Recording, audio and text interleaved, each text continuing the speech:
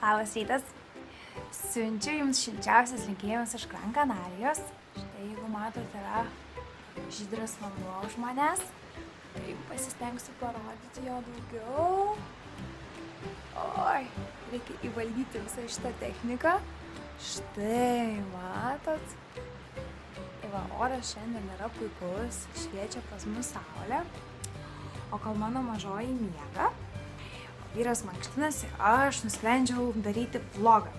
Šiandien norėčiau su jumis pasidalinti pirmuoju savo vlogo įrašu.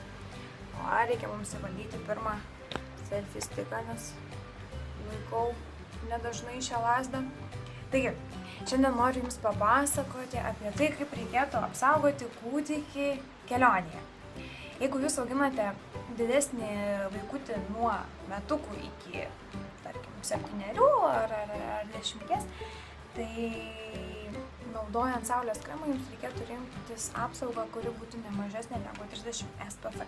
Bet jeigu jūs auginate kūdikį, kaip ir aš, mažą berniuką ar mergytę, tai reikėtų rinktis apsaugą nuo saulės, kuri būtų būtent 50 SPF. Ir mes kelioniai, šiuo metu viešime Gran Canarijoje, pasirinkome štai tokį nuo saulės kremą. Taip, mes jį pirkome vienoje iš vaistinių, Eurovaistinėje berods. Ir kodėl mes pasirinkome tokį, jis yra gana brangus, bet kas man patiko, kad jo talpa yra labai mažytė, jis telpa man į rankas, nuo 2 savaičių kelionė jo tikrai užtenka. Kitas dalykas yra labai patogus naudojimas, nes jis tiesiog yra taip paspaudžiamas ir puškiamas ant kūno. Taip, labai patogu ir tepti mažylį, ir transportuoti. Todėl nesinorėjo pirkti didelių kažkokių didelių talpų. Tai va mes pasirinkome štai tokį, ar ne? Tai saulės kremas yra vienas iš tų apsauginių mūsų dalykų, kuriuos mums reikėtų pasirinkti. Na, o kitas dalykas yra kepurėlės nuo saulės, ar ne?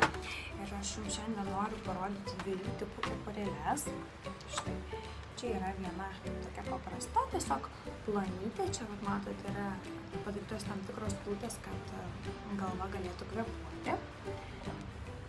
Pati medžiagytė yra labai plona, reikėtų rinktis tik natūralius audinius, tai medvilnė, lina, bet linas yra gan storus audinys, tai rekomenduočiau medvilnę. Bambukas yra labai neblogas audinys, bet Lietuvoje labai nedaug rūbelių yra gaminama būtent iš šio pluošto, ne? Ir kita kepurėlė yra štai tokia.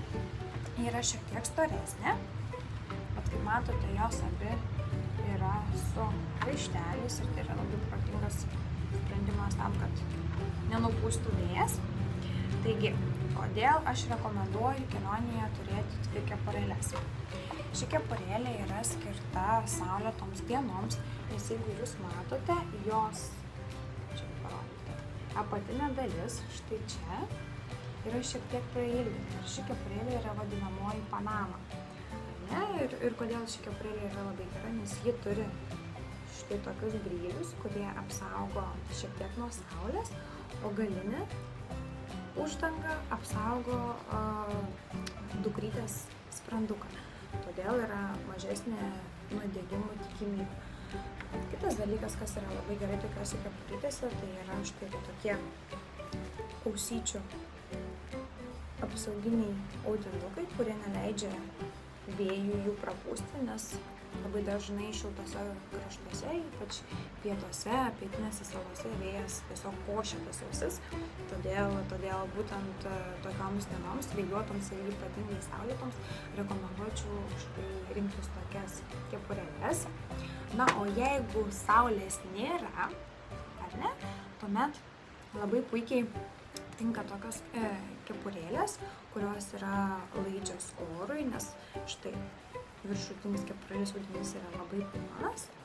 O kas man labai patinka, kad apatinis kepurėlės audinys, kuris priglunda arčiausiai ausyčių, yra storesnis, todėl jis puikiai aptraukia galvytę ir puikiai uždengia ausytes, todėl nėra jokios tikimybės, kad ausytės bus prapūstos, ar ne? Tai va. Tai iš tikrųjų nepatingėkite, pasiieškokite būtent šių dviejų tipų kepurėlių, tiek laisvai kvėpuojančių, tiek apsaugančių nuo saulės, ne tik visą veido sritį, bet būtent ir šią sprando sritį. Ir kitas dalykas, ko reikia mūsų mažiesiems, tai akinukai nuo saulės. Iš pradžių man tai atrodė gana juokingas ir nereikalingas dalykas, galbūt daugiau dėl mados, bet kadangi mūsų dukrytė tiesiog turi problemų su akinėmis, tai mums tie akinukai buvo kaip ir privalomas atributas ir mes susidūrėme su tokia problema, kad tiesiog Lietuvoje nėra kur tų akinukų įsigyti. Aš vis bandau atrasti kažkokią pozą, ne? Nes filmuoju su telefonu, tai bijau, kad čia man gali nieko iš pirmo karto ir neišėti. Tai va, grįžti prie temos. Neįmanoma rasti Lietuvoje tokių akinukų. Jeigu ieškosite optikose, tai dažniausiai optikos turi vieną arba kelis modelius. Šiuo atveju mes ieškojom būtent kažkokių mergaitiškų spalvų, tai iš vis neradome, buvo tik tais vienoje optikoje žydri akinukai. Ir galiausiai mes juos atradome kalnų kopinėjimo parduotuvėje, alpinizmo parduotuvėje, Montis Magija, tai buvo vieninteliai tokie akinukai, labai apsidžiaugėme juos radę. Bet atvykę čia į Gran Canariją, kur yra šilta ir saulė šviečia beveik 7 dienas per savaitę, mes pamatėme, kad tų akinukų yra visur ir labai daug. Tai iš tikrųjų, jeigu jūs keliaujate į šiltus kraštus, į kažkokią tai salą, tai tikriausiai nereikėtų labai persistengti ir tiesiog turėkite minty, kad nuėjus į bet kurią vaistinę šiltuose kraštuose, jums bus pasiūlyti normalūs, nuo saulės apsaugantis akinukai tiek kūdikiams, tiek vaikams, ar ne?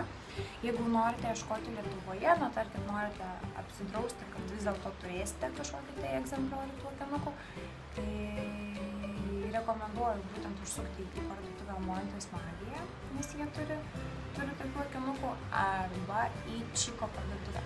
Chico brandas yra labai brangus, todėl teks nusiteikti, kad akinukai gali kainuoti apie 20 €, bet ir mūsų įsigyti akinukai kainavo berods 7 €.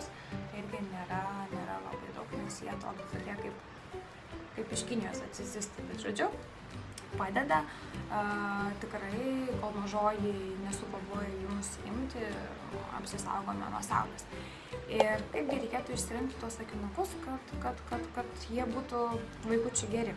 Tai iš tikrųjų čia tokie rinkimosi bruožai galioja tiek suaugusiam žmogui, tiek vaikučiam. Tai viršutinis akinuko rėmas, štai va šitas, turi uždengti antakius, ar ne? Vadinasi, akiniai yra tinkamai parinkti. Jeigu antakis išlinda, vadinasi, akinukai yra per maži. Ir kitas dalykas, aišku, suaugusieji tai dažniausiai nekreipia dėmesio, bet mes esame suaugusiai, mūsų oda yra daug storesnė, tačiau vaikams akinukai turi šiek tiek uždengti štai šį šoną, ne? Jeigu akinukai baigėsi ties akimi, vadinasi, saulė labai lengvai gali patekti per šoną, todėl reikėtų ieškoti šiek tiek tokių lenktų akinukų. Čia nežinau, ar video matosi, bet mūsų akinukai yra šiek tiek išgaubti. Aišku, galėtų galbūt būti labiau, tačiau manau, kad tokio išgaubtumo tikrai pakanka. Tai va, tai tikriausiai šiam kartu tiek. Tikiuosi, kad šis įrašas besiruošiantiems keliauti ir besiruošiantiems sutikti vasarą bus naudingas. Tai tiesiog atsiminkite 3 atributai, kurių jums reikia. Tai yra kremas nuo saulės, apsauga turi būti kūdikiams iki metukų 50 SPF, didesniems gali būti ne mažiau negu 30, kepuraitės, geriausiai 2 tipų, Panama, kuri yra tinkama karštiems ir galbūt vėjuotiems orams, paprasta kepurėlė, kai nėra saulės, ne, tačiau uždenginti ausytes, ir akinukai nuo saulės, kurie dengia voką antakių, antakius tai yra dengia ir šiek tiek uždengia štai šį akies kraštelį. Tai tikiuosi, kad žiūrėsite, jums bus įdomu, o tikiuosi, kad man nepritrūks įkvėpimo jums pasakoti ir filmuoti savo dienas ir įspūdžius. Ir tikiuosi, kad kitas video bus su mažąja dukrele ir mes tiesiog papasakosime, kaip mums sekasi atostogauti šiltuose kraštuose.